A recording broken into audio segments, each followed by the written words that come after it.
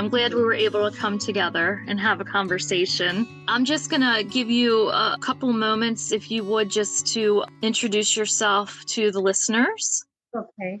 I'm going to use both mouth words and AAC. Perfect. Okay.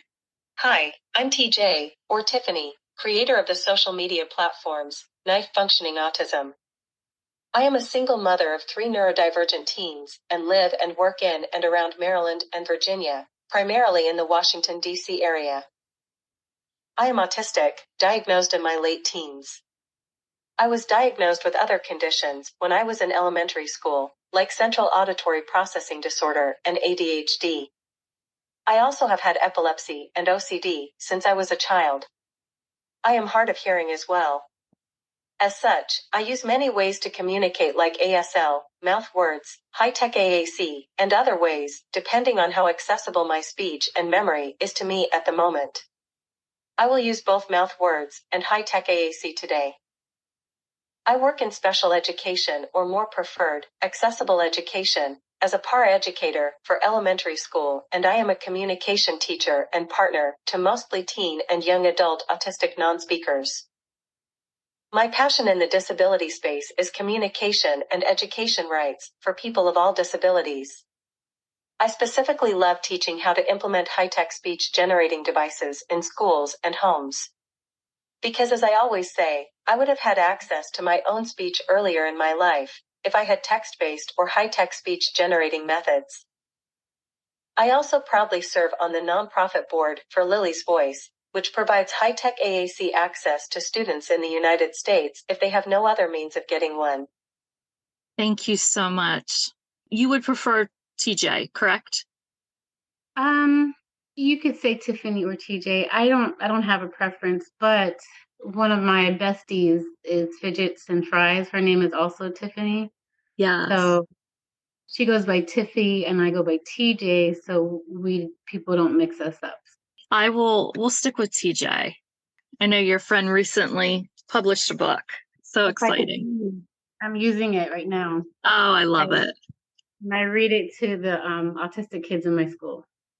So, TJ, first and foremost, how lucky are your students to have you as their para? Like, I have literally, like, my whole body is just full of, like, so much love, and I have chills from head to toe. Because unless you live in our community and are, a parent of a child who is going through the school system with a diagnosis, you would not know.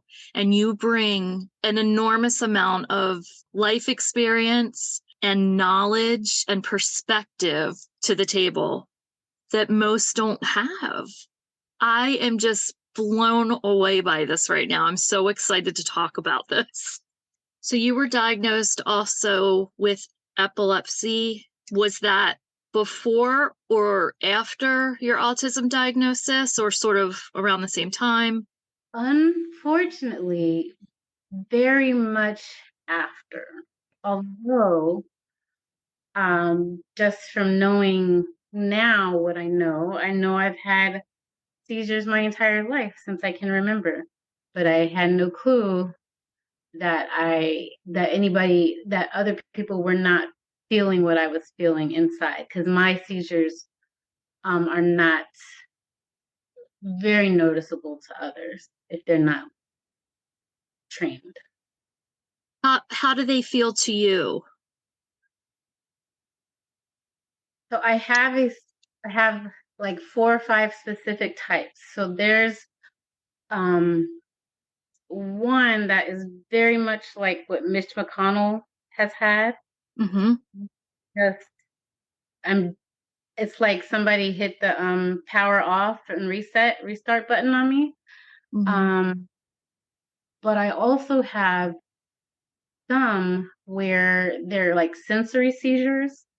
So I'll feel like, hard to explain, but it's like there's a copper ball starting in my nose, and then it like gets bigger and pushes up through my brain. And at the same time, I feel that do you know, like when you're in a pool and you get water in your nose. Yes. It has that like kind of weird head feeling. Yes. So that comes with the copper one. And then there's one which is also like an absence seizure on the EEG, but I feel like I'm expanding out of whatever room I'm in.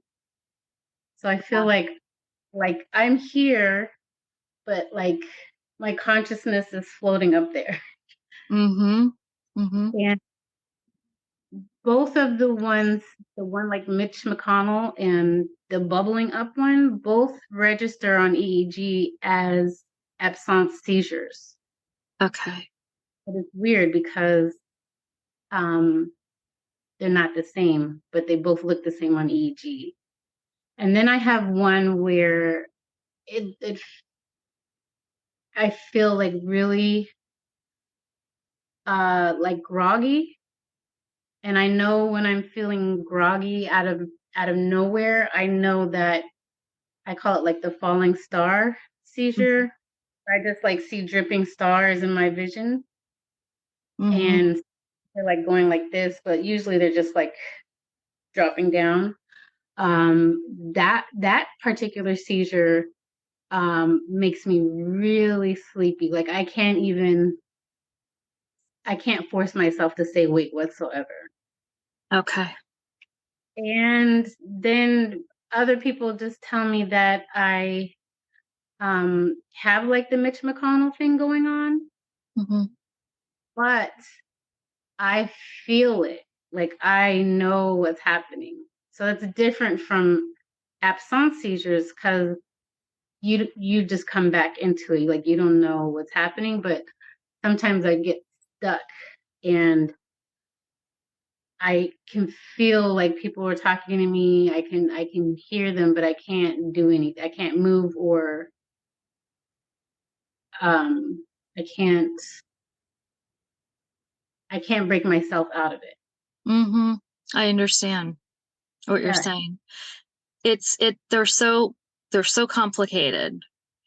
Yeah. Um, and so have you ever experienced a grandma? Yeah. You have. Okay. I've had several of those, but only in my early 20s. Okay. And never again. And thank God, right? Because they're very scary. Yes. I um yeah. Yeah. They're not scary for me though. I will say that. Like I just wake up. you know, but True. other people seem scared when I wake up.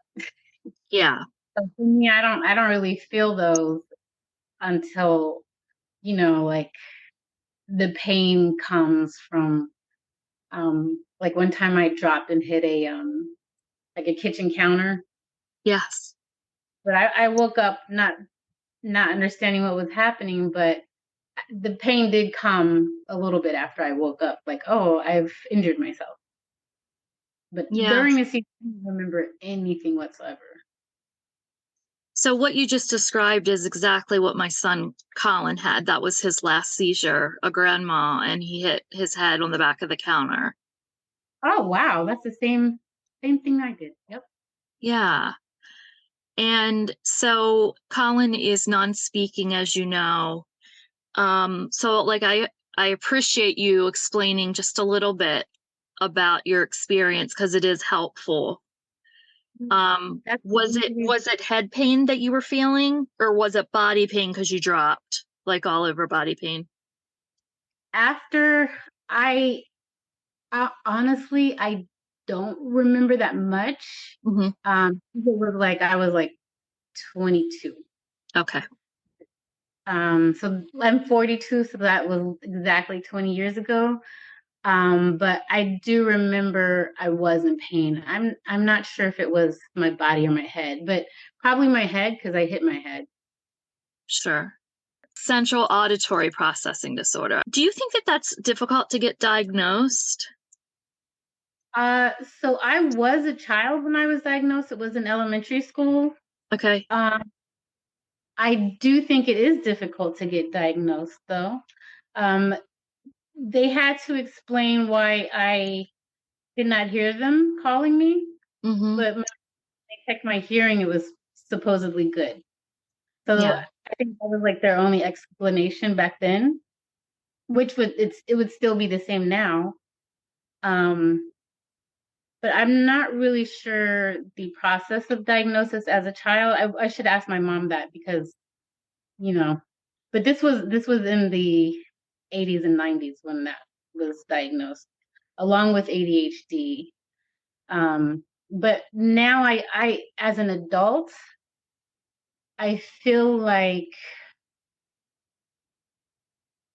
it's not taken seriously by the audiologist because my hearing fluctuates on their test, and um, they can't see nerve damage, but they know my hearing is not hearing what it's supposed to hear.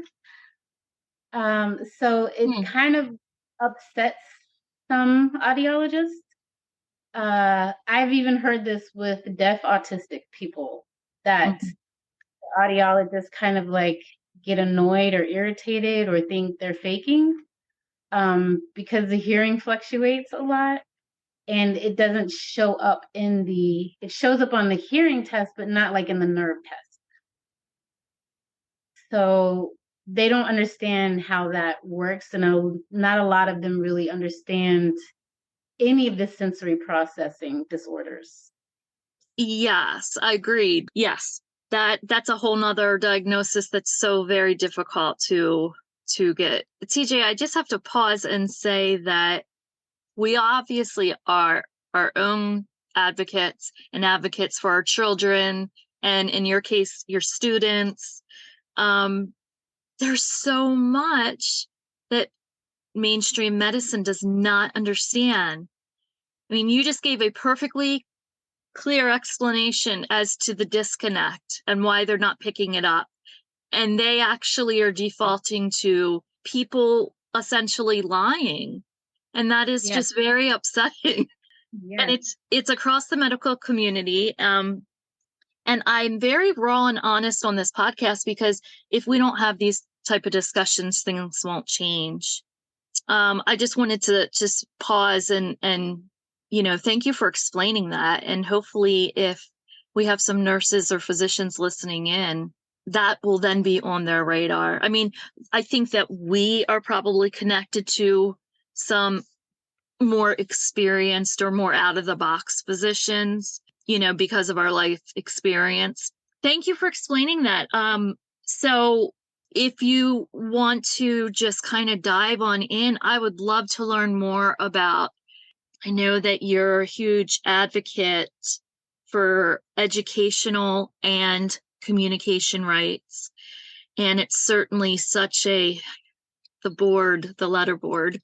That just gives me chills because we're only 2 years into it. Colin's not open yet, but it's been life-changing already. right.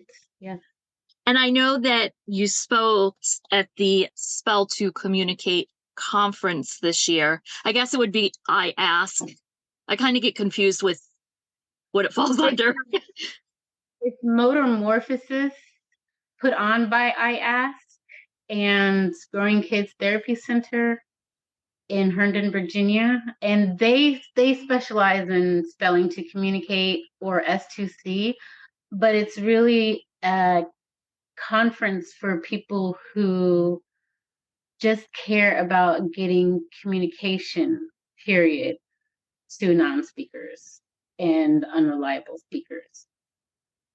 So it looked amazing from the videos that I saw. And, this was our first intensive with EV this year. And it just so happened to be a couple weeks before, or like maybe a month before the conference.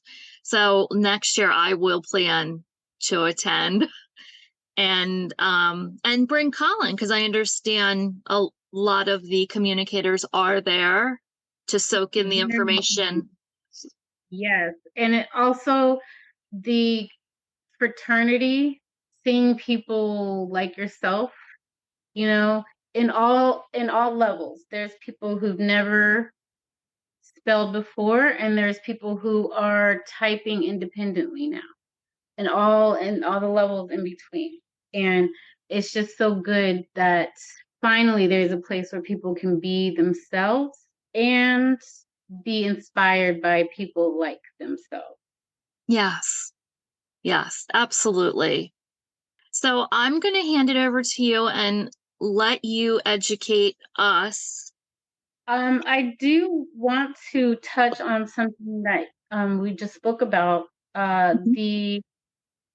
the need for an autism specialty in medicine, I believe, is there. It doesn't have to be just autism, but developmental disabilities in general, because when autistic adults get together with other adults of other disabilities like cerebral palsy or Down syndrome, um, ADHD, it's like we are all very much going through some of the same things, like not just societally, but medically. Like we all have the sensory processing issues, cerebral palsy, Down syndrome, ADHD, autism. Um, we have so many of the similar medical issues as well, hypermobility, uh, scoliosis, epilepsy, just so many things that all of us have this tie that if you look out in the world outside of here, people assume they're also separate. But we know that it's not that separate. And our co-occurring conditions are not separate. Mhm. They they really should not be looked at as something that one doctor can do and this other doctor doesn't bother with, because we have so many different things going on, and the things that we have going on, it's like we're all going through a little bit of it, but Yeah. nobody knows because we're just talking amongst each other as autistic and developmentally disabled adults. But outside of us, like the parent community, the professional community, the medical community, the psychological community, they they don't see the ties. One specialty where everybody has a little bit of a like 3 or 4 year extra to learn about our co-occurring conditions, and we can all be referred to people with that autism or developmentally disabled expertise or specialty. Like it Yes. should be like one thing, a really continuous thing. I shouldn't have had to have been waiting until I had hundreds of seizures per day before I got diagnosed. Yes. Everybody who has an autism diagnosis, in my view, automatically needs an MRI and an EEG, and not just like 20-minute EEG, like an overnight EEG. I know those are very difficult for autistic kids, but I think it's very important because looking at the medical literature, 70% of us have epileptogenic brainwaves. Mhm. Not all of us have epilepsy, but almost all of us have brainwaves that say we possibly will. We should be treating early. So, like me, I got a different form of epilepsy from untreated seizures all my life. So now I have um, a little bit of like scarring and stuff. I actually have brain damage from not having treated epilepsy, and that does not have to happen. If we can find out who has the propensity, then we can do checks, treatments before they have fatal seizures, seizures while driving, seizures while swimming, things like that. We should not have to wait until we have seizures to know if we have the tendency to have epilepsy. And I think that's for all of these other disorders that we have. Like, we should not have to wait. Like, it should be on the radar right during or after diagnosis. I think that's a absolutely brilliant summary of a very big problem. You hit the nail on the head. You know, I know that a lot of times when for example, like with our babies and our toddlers, if they go through Kennedy or Children's Hospital and they get a diagnosis younger, they basically say, go see a neurologist or go see a developmental pediatrician. But you and I both know the knowledge base is so limited, where something was happening and they still had no idea what was going on. So that's the best that they have, though. And then they send you on your way to navigate this chaotic maze of symptoms and, you know, like you said, coexisting conditions. And we all somehow have to find our way. And thankfully we find one another, but it shouldn't be this way. It's well past the time of having a specialty for our disability community, for sure. And just one other note on that. So like the MAPS group, are you familiar with them? The Medical Academy for Pediatrics with Special Needs. Oh, no, I didn't know that existed. They used to be called DAN, and then they rebranded as MAPS. And they have some really brilliant physicians within that network.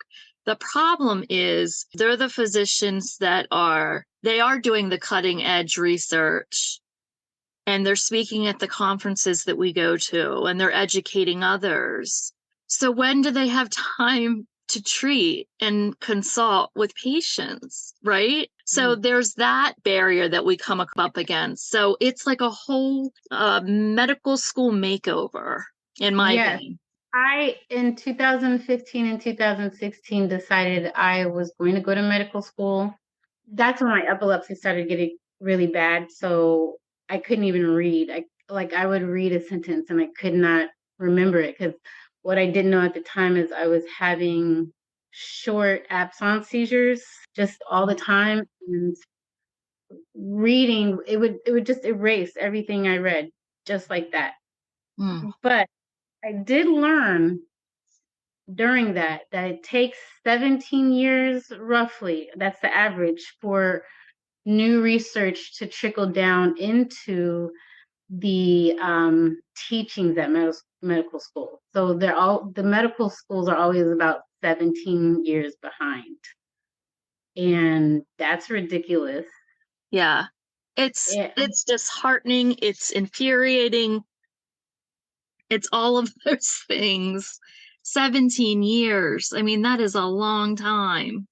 I think that's why so much in our community, we're always like, do your own research. You know, no two people are alike. We drill that. And I think a lot of folks might not understand, but it's because you haven't walked through, or they have not walked through this life. And what protocol or treatment might be good for, I don't know, 60, 70% of the population, in no way is going to help what we're going through in our community. Right. Even for medications, again, going back to the medical literature, we have a high rate of paradoxical side effects.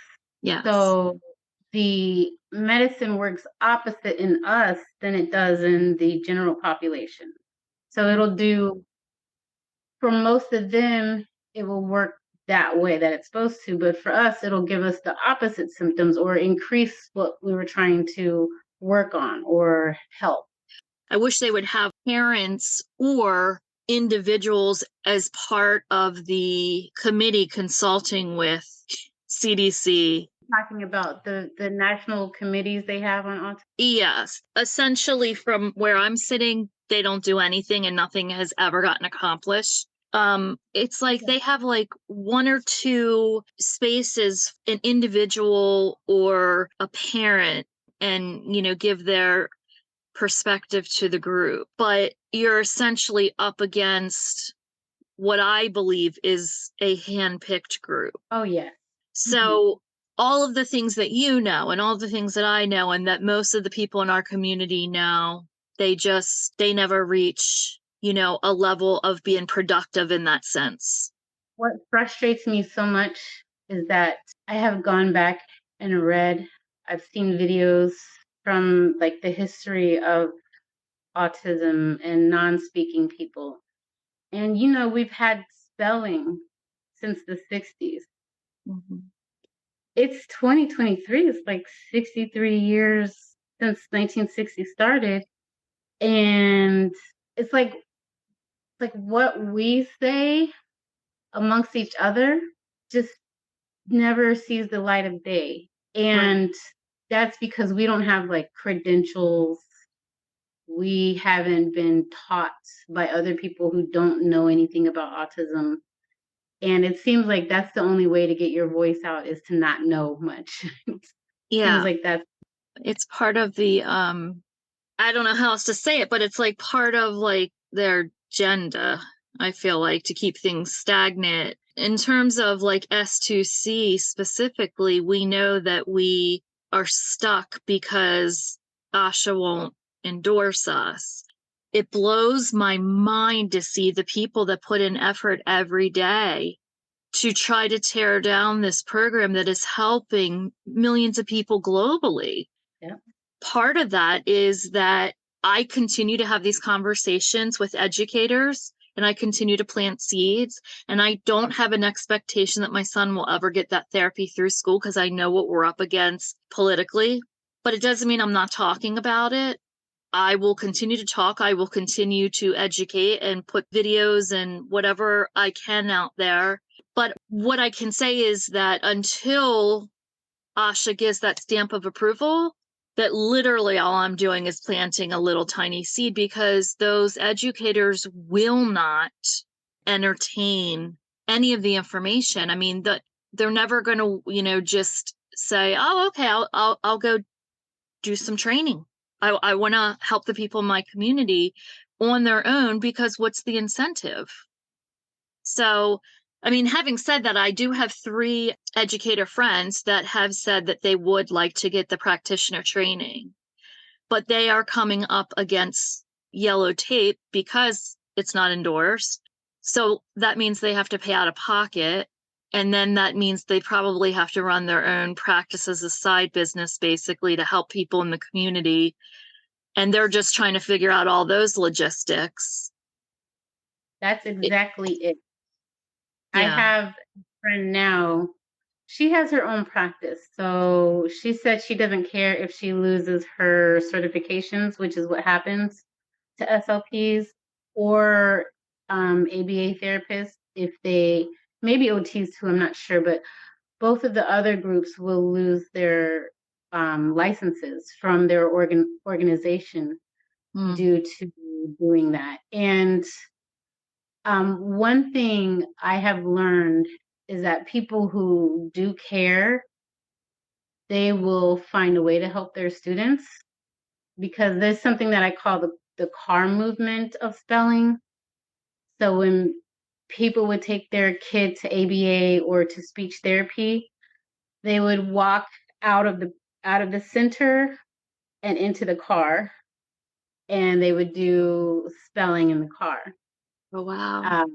They were getting billed for ABA or speech because those ABA therapists, those speech therapists, OTs, teachers, they figured out, okay, this is a way to actually help my students, and this is what we're going to do under the guise of doing everything else that was not working for that student because it had to be in secret. It was like a underground movement of getting people to actually get educated and communicated. Like that should not have to be underground. So in our county, we did have spelling in the schools. They started a program. Yes, it was. They started a program in 6th grade. Those kids were spelling, because they were doing it every day, all day long. Those kids were spelling sooner because they were getting more exposure. And then they were mainstreamed when they got to high school. However, a new special education director came who didn't believe in it and got rid of the program. Got rid of the program for students who were already spelling in general education. So that actually became Reach Every Voice. So the teachers went to start their own once it was taken away. Okay. Yeah. Well, there's so much there. I mean, I'm thrilled to hear that it didn't stop the teachers, but how arrogant that one person can say, "No." One person all it took to get rid of a program that had been working for 4 years. Yes. It's awful. And the other thing that I was thinking about when you were talking was, there I think that there's a place for everything, and it may or may not work for each student. It's just one of those things, which is why everything's individualized for a reason. But it's such a disservice not to explore spelling and have an understanding, or sorry, I keep doing that, spell to communicate, because not everybody in our community knows what that actually is. So spell to communicate. What that ultimately reveals is the level of, I don't want to just say knowledge, but it proves to them they understand everything, who they've been dismissed their whole life, but continues to chip away at the level of knowledge. Like, I am still learning. Every time, Colin and I practice and do a session, and he has an actual therapist that comes once a week, like, just blown away at this kid's knowledge base. He knows things that I don't know. I know you understand what I'm saying. And when you talk about that with different learners and different communicators in comparison to like mainstream and IQ tests, I mean, I'm not saying that intellectual disability can't be, but how many have been misdiagnosed as, when you're giving them tests that they can't, produce results? Yes. I think that when it comes to intellectual disability, we should look at it as not being able to show knowledge, not as not having knowledge, because Mm-hmm. I feel like with when people think of just the word intellectual disability, they automatically assume that this person can't think like others. Their thoughts can't be in depth like others. There's no critical thinking. And even with people that we think, okay, well, they can speak, but the things they're speaking about are like, something you would expect from, like a neurotypical would expect from like a child. And they say, oh, they're intellectually disabled because they don't have, they like kid stuff or whatever. Their tests show that they don't know anything. I think it's more like there's something that they can't show, and then there's something that we can't, like the normal society can't see. Like Yes. the people who are looking at other people with disabilities, I feel like they have a disability of being able to like really see people with disabilities. Like that would be the thing that they can't do very well. Mm-hmm. And so I never think of intellectual disability as not being as intelligent or as smart as others, but there's just a way that our society has set them up to not be able to show it. Yeah. And how And that, different things would look, right? yeah, yeah. Uh, for non-speakers, and even like I said, people with unreliable speech. It's like the world, especially in religion, they say operate by faith. You know, you don't have to see everything. You can't see electricity. You can't see inside somebody's brain, but you know it's there. Like they have like all these like empty platitudes for everything else except for people with disabilities. Yeah. Like even the animals get more AAC access now than the humans who can't speak. Like they just assume right away, oh, as soon as we get this puppy, we're gonna teach it how to use these buttons. We're gonna put it into gross motor so that they can push on a button and talk.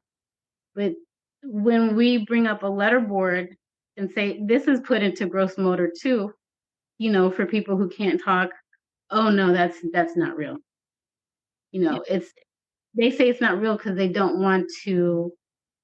don't want to put the effort to think that people who can't speak or move like they can are thinking like they do. But they will do that with animals. Yeah. How are you balancing supporting your children's needs with working with students daily and then of course taking care of yourself? So I last year I did not do that very well. So I only work 4 hours a day. Mm-hmm. By the third hour, I'm like almost toast.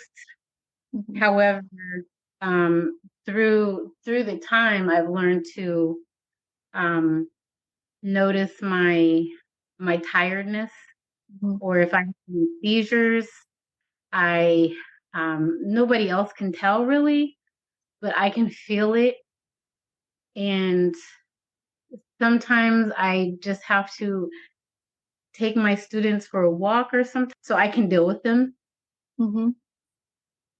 Um, my kids have become a lot, I don't want to say easier. What's another word? They can do a lot more for themselves now that they're older um than I can help them with. And moving in with my mom has been like a huge blessing because I have somebody who can help with discipline, help with organization.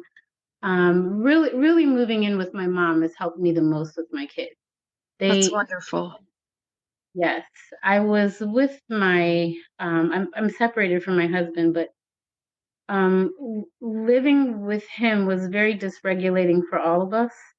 Um, and none of us were really making it well. Uh, the job I have as a paraeducator was the first job I've worked in 10 years. And I will also say, like, quarantine helped me a lot to, I was with myself and my kids the entire day. So I got to learn my patterns. Um, I know that whenever there's a low pressure outside, that I'm gonna have problems with epilepsy. That's like a huge thing for almost all epileptics that I've talked to. Whenever it's raining, whenever there's a low pressure system, it just so basically I just know when to take come back and when to push forward. And that's taken me all this time to learn. I'd say the past 3 or 4 years, it's taken me all this time to learn. And I have better medicine now. Um, yeah, I have the perfect combination of medicine for OCD, anxiety, and epilepsy. Uh, those were never in order before. Everything was always all out of sync. Like I would have one medication that would cause me issues with epilepsy, but it was so good for ADHD. So then I would have to change off of that, and then I'd have another medication that was so good for anxiety, but now it would cause me more seizures. Mm-hmm. So I'd say about 4 years of not having the proper balance of medication. For the past year, I've been so grateful that everything I have like doesn't mess with my other conditions and keeps me balanced and works for what it's supposed to work for. That's an incredible update. And I'm just curious, speaking from a mom who has to, manage Colin's medication, did you have to switch practitioners, or did you just sort of keep, kind of chipping away with the same ones that you were working with and figured it out over time?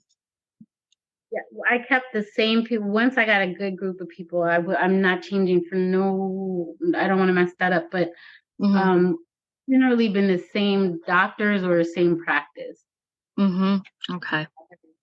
Yeah, I've had my current like doctor system, like medical system, the same practice for the past like 7 years, and that's been really helpful for the continuity, and that they're willing to try different things if I don't like the side effects.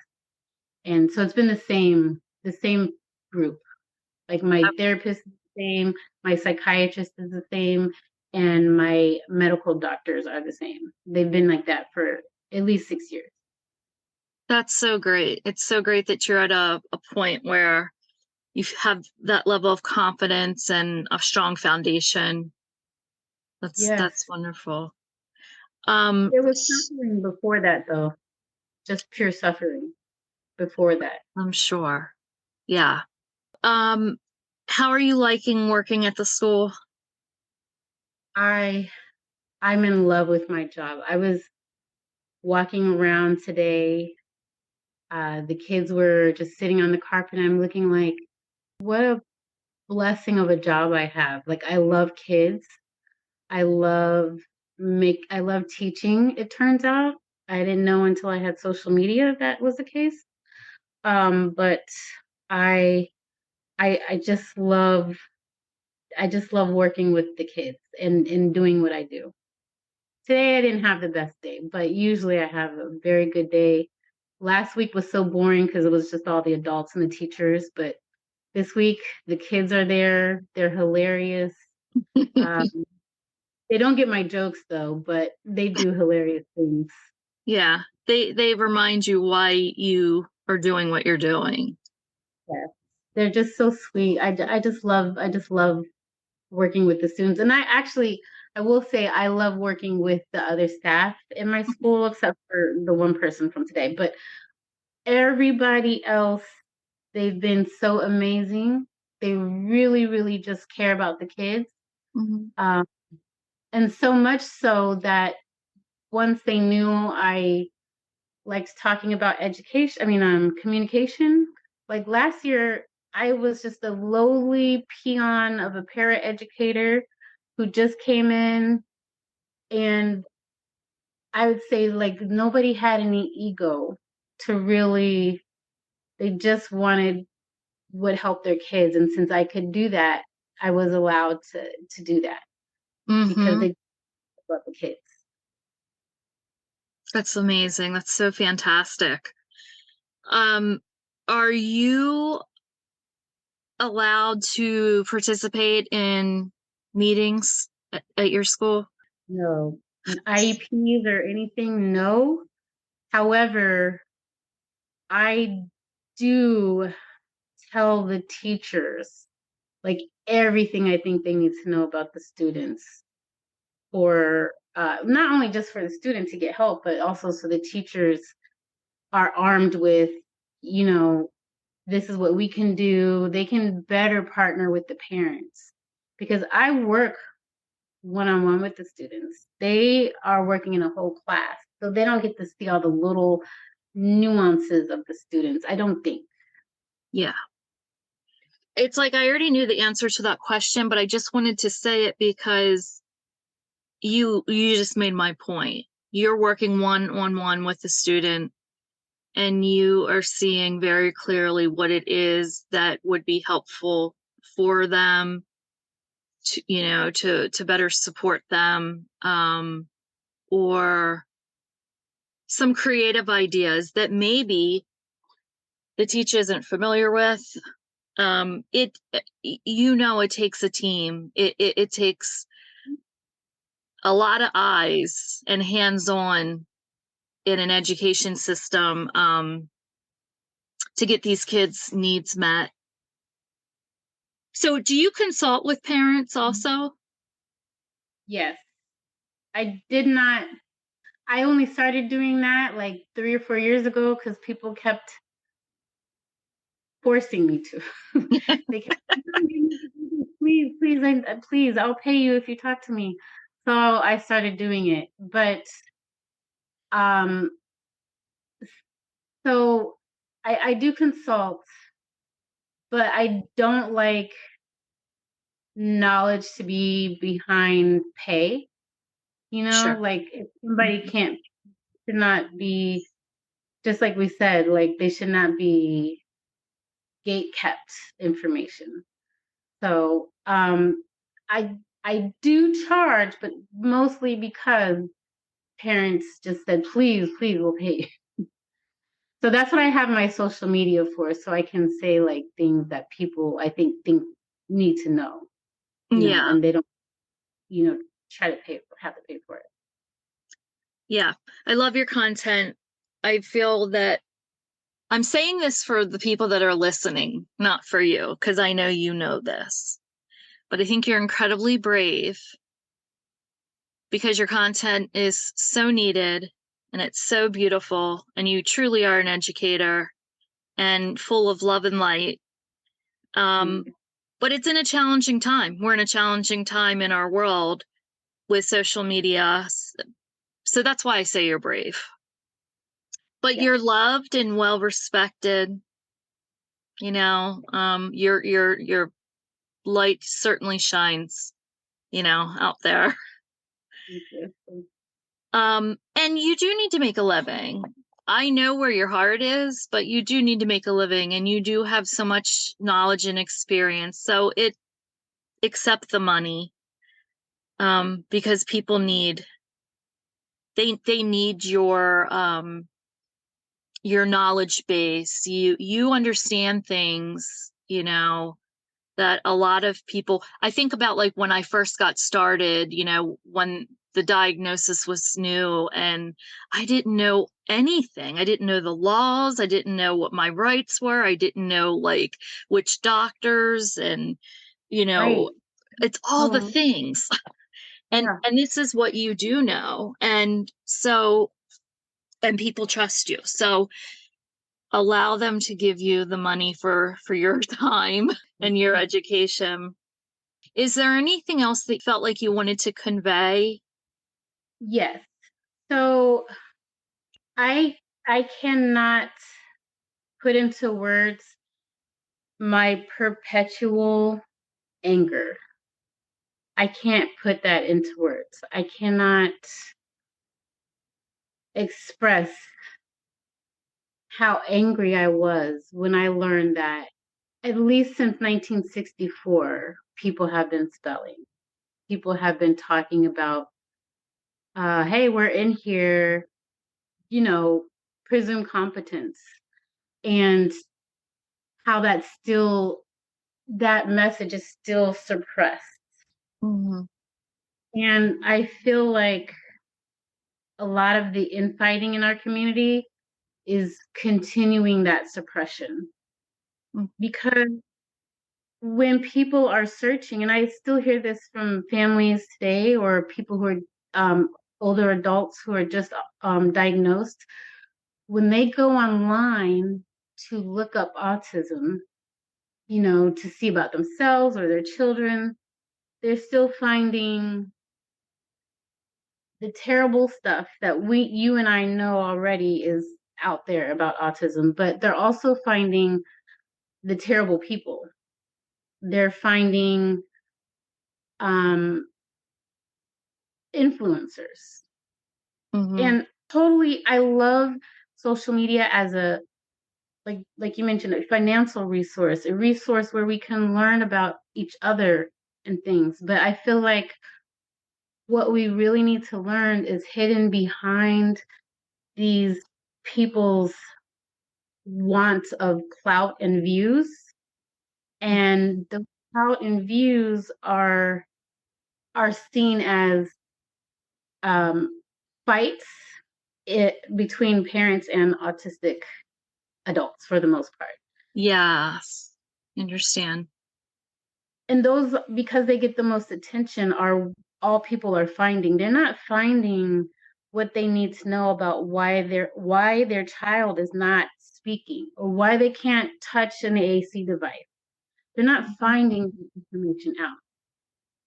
So everything that needs to be known in the autism community, we're having a hard time getting that out. And I want people who are new to autism, people who are old, professionals, people who, have been in this community for a long time. I want them to stop giving the attention to the people who don't seem to care about each other. They seem to care about themselves, their views. They love saying controversial things just because they know the people who love them will love them even more, and the people that hate them will hate them even more, but still give them the attention that brings those views and that brings those literally money to them. Because once you get to a certain point as a social media person, the attention you get can translate into money. They're not researching dyspraxia. They might be a speaking autistic person and have very little dyspraxia, but they're not researching why their non-speaking counterparts are not getting education. They're not researching why Black autistic people are behind bars, or it's like all the stuff we need to talk. Eloping to me is a humongous issue. I rarely see anything on social media about that unless somebody has already gone missing. Yeah. I mean, I just want full education, education that includes spelling early on, from like early intervention, like 3, 4 years old, two even. I want people to understand why high-tech AAC devices are not being used, because when I look at these schools, when I sit on IEP meetings for some families sometimes. How is this stuff that we've known since the 60s not taught to these SLPs? We could combine spelling with AAC and AAC would actually get used, but we're not doing any of what I think is important for real in the schools, in the society. We talk about it amongst each other, but my anger grows daily. I can't put into words how mad I am. Like, inside, I really feel very dysregulated. I can keep it in for my students, for my kids. I will say being around kids can really teach you how to co-regulate. But I'm literally angry even in school. Just like today, somebody who doesn't know anything about AAC just came into the school 2 days ago and said, one of the students that I worked with for 5 months last year, I was teaching this person how the student accesses AAC and how it works for them. And they said, well, no, it's too overwhelming for them. they're not going to learn how to use it. And I wanted to cry inside because I was so mad and I couldn't run around. I couldn't hit anything, you know, but that's how I really felt inside. And I'm speechless because once again, how arrogant and that's the word I was looking for earlier. Thank you. why would that I mean, that's projecting an ideology that that person had onto this child, and it's like, how dare this person, right? Yes, this person knows for a fact that they are correct. They know it. There's nothing I could say. I showed them my device. I pulled up, I have like 16 AAC apps on there. That didn't even make them like realize maybe I might know what I'm talking about. Mhm. They just knew this child was less capable just because. And then, I'm at school, I have to hear about all the autism generalizations. I kind of just let those roll off because I can't tell everybody that they're wrong. It's been there for like now 6 months, right? But the arrogance is what you're saying. None of the other staff had that. But this person came in today and 2 days ago only, and they just knew, oh, autistic, they need less. They need less access to communication. They don't even need communication. This person said, and I'm going to tell them not to send it home anymore too. So the kid can communicate at our school, but not at home. Right. Take away their tools from home so they can't communicate with their family. This is so terrible. Is there this particular scenario I don't know the answers to. Can you anonymously report this, or is this just the way it is? What I'm going to do is, because I do have, so last year, like I said, I came in, they assumed I knew nothing, but once they saw I knew something, then they kind of let me like take a little bit of the lead when it comes to the kids' AAC. Mm-hmm. Several of the kids, and that worked out last year because I could teach them a lot, the other teachers and staff. That staff is gone now. A lot of them went to other schools, they moved up, they got promoted or what have you. And so I feel like, oh, this is how schools really are.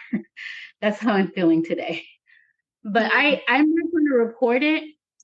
What I'm going to do is try and talk to the principal and see if we can get some training. And I will train people. Yeah, that's a great idea. Because this is the thing, you are a huge, valuable resource to them. You are the person with the expertise. So they absolutely should be talking to you. And even if you are just there for 6 months, you have this specialty experience and knowledge that they do not. So they owe it to themselves and to you, the level of respect and dialogue to learn from you. I think that's a great idea to ask the principal about the training and offer to head it up. I love that. I'm not out, like I'm not like Mhm. I don't tell anybody I have social media at school. I don't tell anybody I think I've said the like autistic adults, when we have the privilege of not being out, Mhm. we tend to tell people things like ADHD or sensory processing disorder. I don't know, is this fortunate? But fortunately I have epilepsy. which is something I have already disclosed because I have had like kind of like weird days. Mm-hmm. And some of the other teachers also have epilepsy. So when they were out, that helped me be out. But I'm not out. So I just use like anything that I do differently. I blame it on epilepsy. So Mm-hmm. I don't know. I I have this huge fear of people finding out, and maybe it's not like warranted. But I have heard all the autism generalizations from people, so I'm not ready to expose myself like that.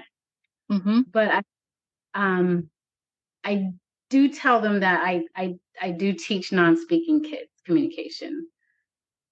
I don't want them to know I'm autistic or that I have social media, but I do want them to know that they can come to me for AAC. And I want that person who wouldn't listen to me Mm-hmm.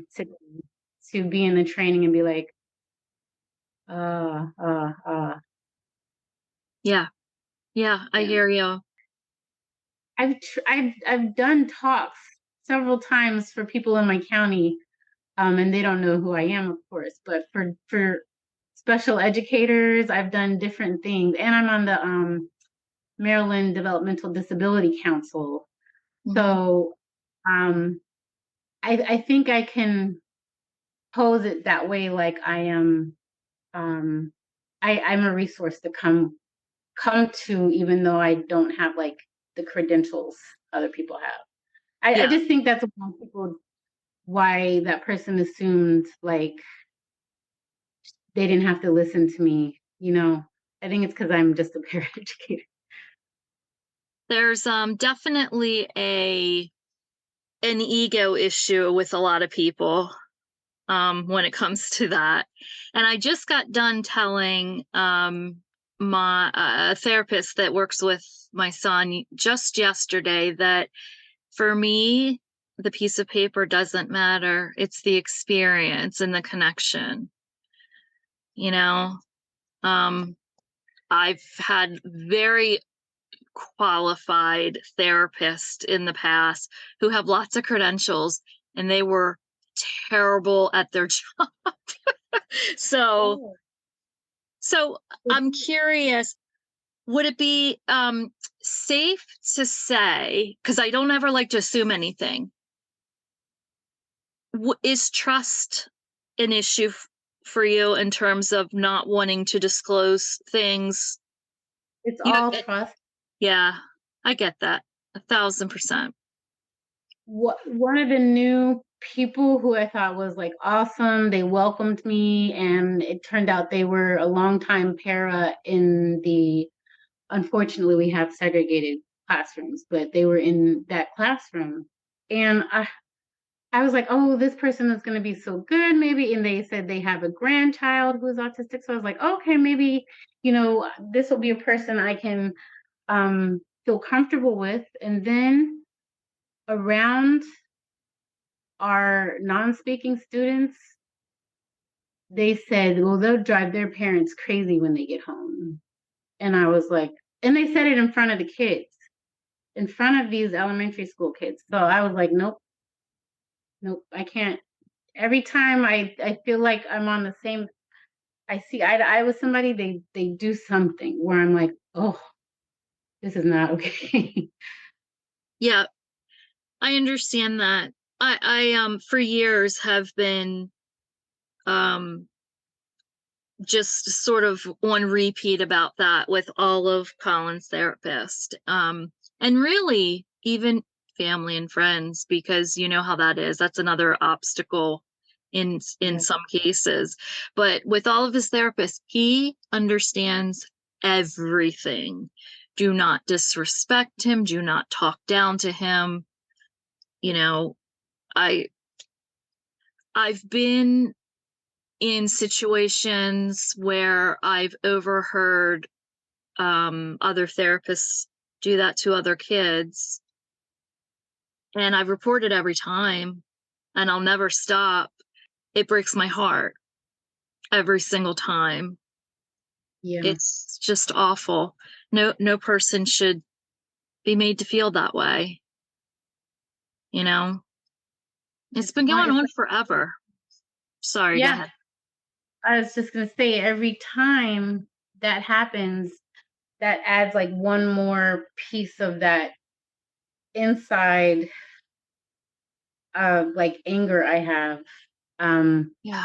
If I think about that anger like a little bit, if I let my body do what my brain wants, I would I would probably be in prison. Yeah. I am so consistently angry. And mostly because this is nothing that we're talking about is new. We have we have social media now, which is good, but has nobody read any of these books by disabled people for the past decades? Have no doctors picked up a book about the population they're working with? Does everybody think that they of course they can't speak for themselves? I think like how have you not like even done an internet search for what your patients might experience? Like I think for them not to have done that, it's either ego, they know more than the patients, or they just don't think their patients can tell them. Like, have you not read a book? There's so many books. There's there's so many people out there. There's a lot of people speaking the truth right now, isn't there? Yeah, and They're speaking it on social media and they're writing books left and right if you have, the platform to sort of put it out there. What I'm saying is there can be a lot of anyone can publish a book, but I kind of feel like if you have a larger platform, you might be more successful in getting your information out. That's all I meant by that. that's But there's a lot of very I keep wanting to say brave, but I think what it is fed up, yes. frustrated, angry, just they've had it. And so everybody's speaking and trying to, I guess it's like a grassroots education in all of this. I hear you. I hear you loud and clear. Speaking of that, I tell people I'm militant. Like I'm not like, oh, let's just do that. I'm militant. I want to go into I shouldn't say the Capitol after what happened, but we did sit-ins. We've done the Capitol crawl. We've we've marched. Like, where is our activism? Like, I really want to. I live too close to DC to even not not be thinking in that direction. But I want fights, not like physical fights, but like I want Yeah. people. I want to be in their faces. Yeah, I hear you. I do find it very interesting that Baltimore does not have that physical presence of activism. You see it so many places. New Jersey, California, Hmm. Canada. Like it's been all over where you see a strong presence. I don't know why in Maryland it's not like that, but I can tell you that I've gone down to DC multiple times, and if you tell me I'm needed, I will come down and meet you. Now I'm trying to find people who know how to put together marches and Mhm, sit-ins and things.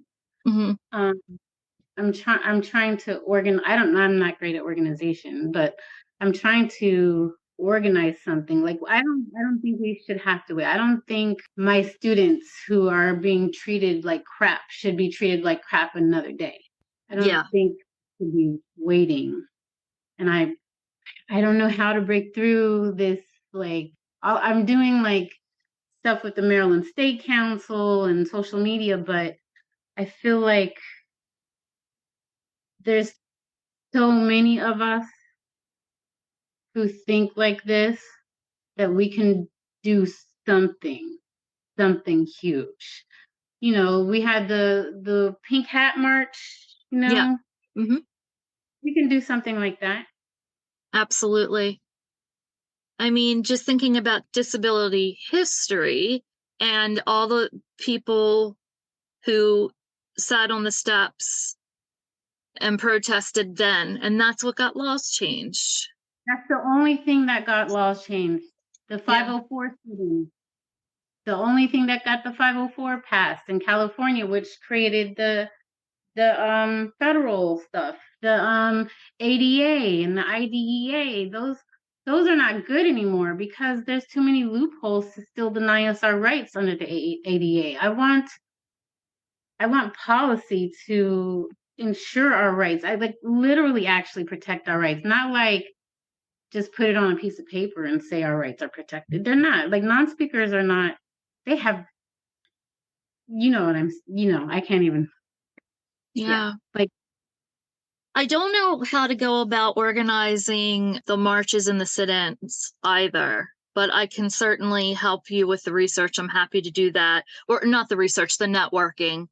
And I definitely have a good rapport with several of our senators and delegates. I know that you do too, have some connections. So, we can work that angle too.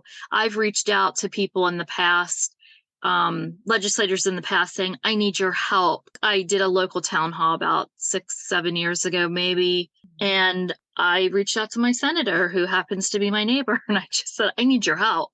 And he did. He and his aide stepped up to the plate, and we had all of the delegates there, the senator there, Department of Disabilities showed up. The newspaper then came. So it's like, you know how that goes. It's kind of like grassroots, but that is part of their job too. And so we have definitely, I think between the two of us, have some strong connections in our community with everything we're involved in. I'm also going to send you some information after we get off about the state committee. I don't know if you have the time, but if you're interested, I think we could do a lot. They just announced the Maryland State Autism Coordinator. Oh, yes. Someone just accepted. They just, I think, announced that yesterday or like within the last 2 days. But, being in one of these subcommittees under hers, it's going to be very powerful. And you certainly have the drive and the passion and the foundation for all of it. I think there's a lot of well-intentioned people, but what we really need is people that are embedded in the community. Yes. And intention, what do they say? Intentions are the road to hell is paved with good intention. Yes. Yes. Most 99% of these people have great intentions because they were taught by people who are not autistic, and they were taught by people who are not autistic, and they were taught, and they were taught. And these people go out and do research based on poor premises of autism. Like they're studying the things that don't even make sense. So the results are going to be crap. Just some things I know about neurodivergent people and autistic people in general. And people are still being taught the opposite. It's incredibly frustrating and feeling just angry and, what's the word I'm looking for? I think the word defeat comes, it's like this, you're fighting the defeat, right? You don't want to feel defeated, but you can't help but feel defeated. And then you get angry, and it's just like this cycle. So, yeah. Well, TJ, I think this was a really beautiful, brilliant conversation, and we hit a lot of very important topics. I hope it's empowering for people that listen to it, and we'll keep on going and spearheading the fight and keep going with it and won't stop. I always say until my dying breath. Literally. Do you feel like answering a few questions to kind of lighten up the conversation? I tend to do this at the end of the podcast. But the listeners love this. My first question is always, what is your favorite book?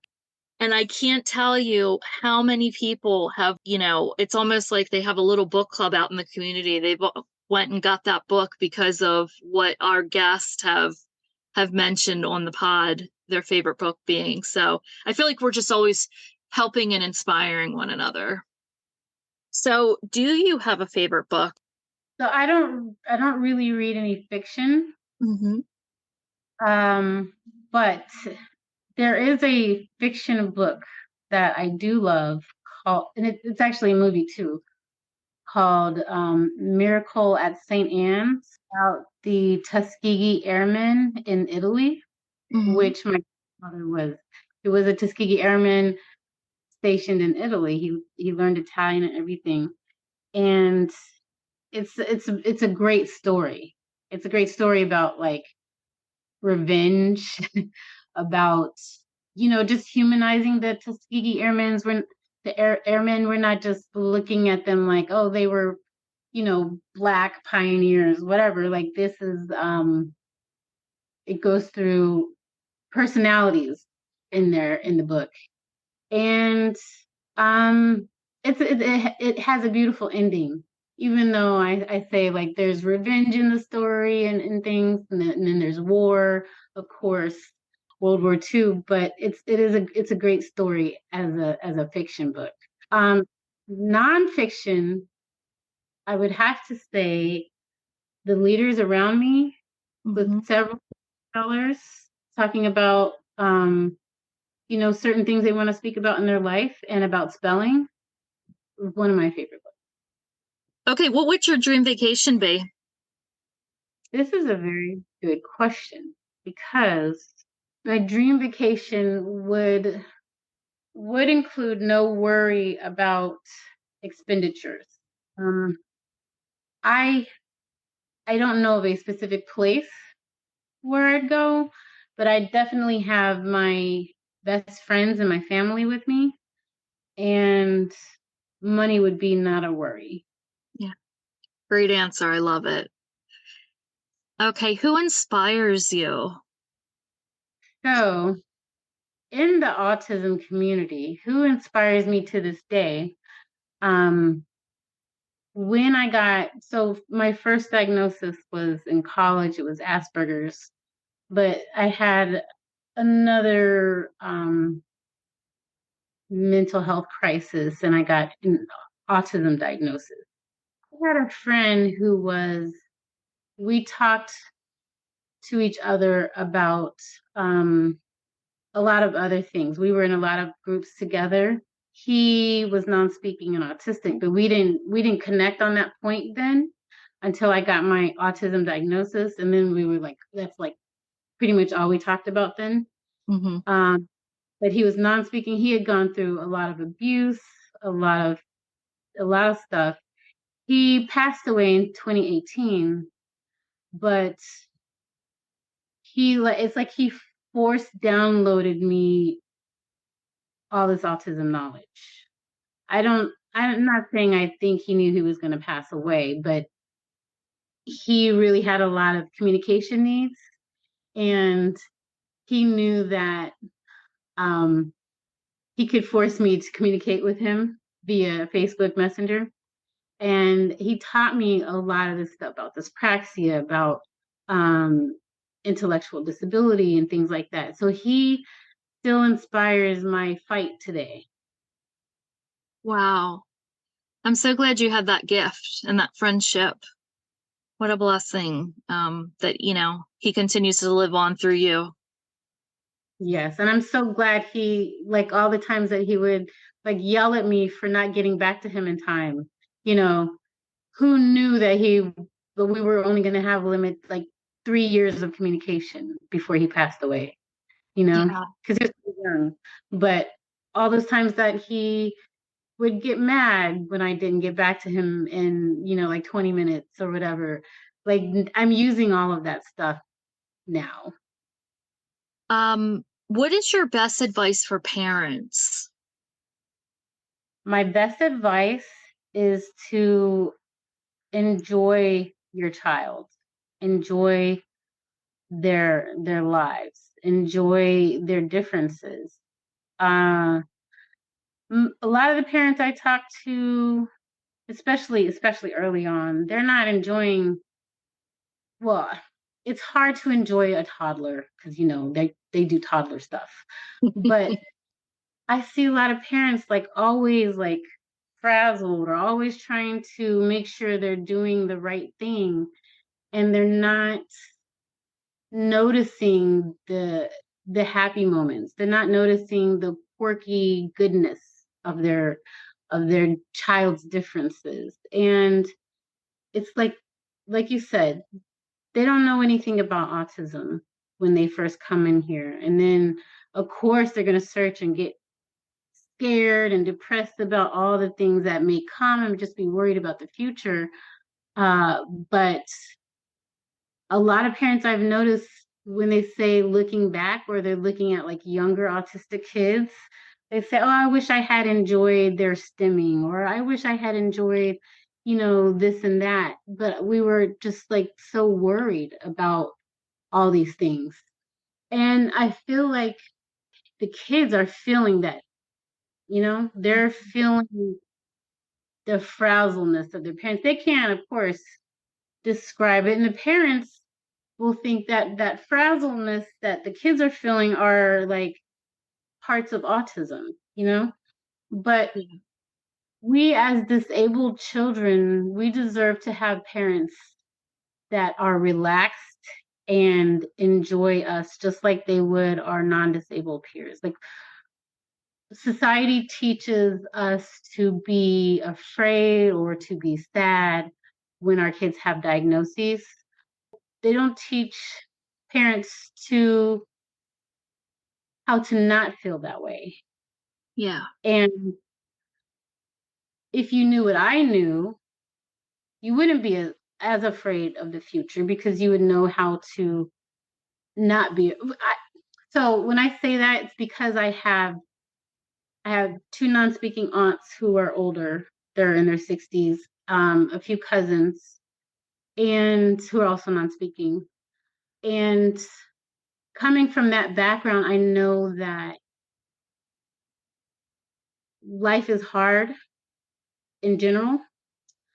And our lives are harder, but they're also amazing. Yeah. I think you explained that so beautifully.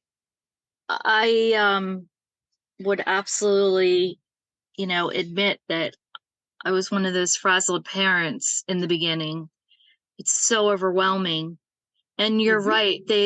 Society just starting from the doctor's office and the diagnosis, right?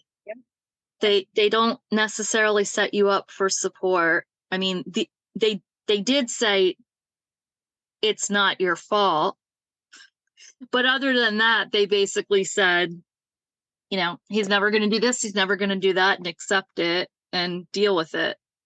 I think what you said is going to be so powerful for so many people. Thank you so much for speaking from your heart and articulating that so well. The last question is, what would your greatest hope be for your own children? I don't want to sound cliche, but I do want them to be happy. I don't have any specific hopes for them. I just hope that, okay, this is the specific hope, that they accept themselves fully for who they are, find other people that accept themselves fully, and that they know that they are loved. Perfect.